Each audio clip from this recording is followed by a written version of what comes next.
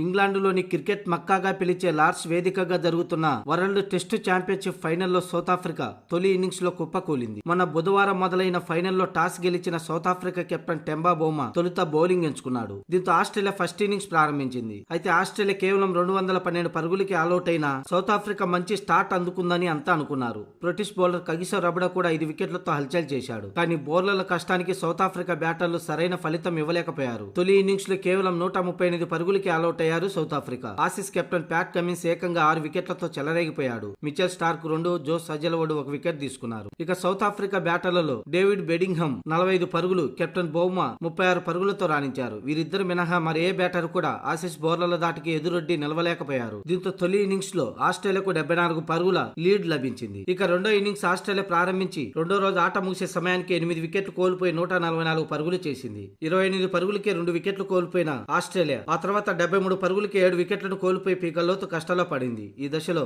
Alex Carey 50 బంతుల్లో 43 పరుగులు కీలక ఇన్నింగ్స్ తో ఆ జట్టును గట్టెక్కించాడు. అంతేకాకుండా ఆస్ట్రేలియా భారీ టార్గెట్ తో దూసుకుపోతుంది. ఇప్పటికి ఆస్ట్రేలియా 218 పరుగుల లీడ్ లో ఉంది. ఇంకా 2 వికెట్లు చేతిలో ఉన్నాయి. ప్రస్తుతానికి లార్డ్స్ పిచ్ మైదానాన్ని బట్టి చూస్తే ఈ పరుగుల్ని సౌత్ ఆఫ్రికా ఛేదించడం అంత ఆషామాషి కాదు. ఫాస్ట్ బౌలర్లకు బాగా సహకరిస్తున్న ఈ లార్డ్స్ మైదానం పిచ్చి ప్రత్యర్థికి 200కు పైగా టార్గెట్ అంటే కష్టమే. మొత్తానికి WTC ఫైనల్ 3వ రోజే ఫలితం వచ్చేలా కనిపిస్తుంది. ఒకవేళ ఆస్ట్రేలియా గెలిస్తే రెండోసారి టెస్టు ఛాంపియన్ గా నిలుస్తుంది. ప్రస్తుతం అయితే అడుగులు కూడా అలాగే సాగుతున్నాయి.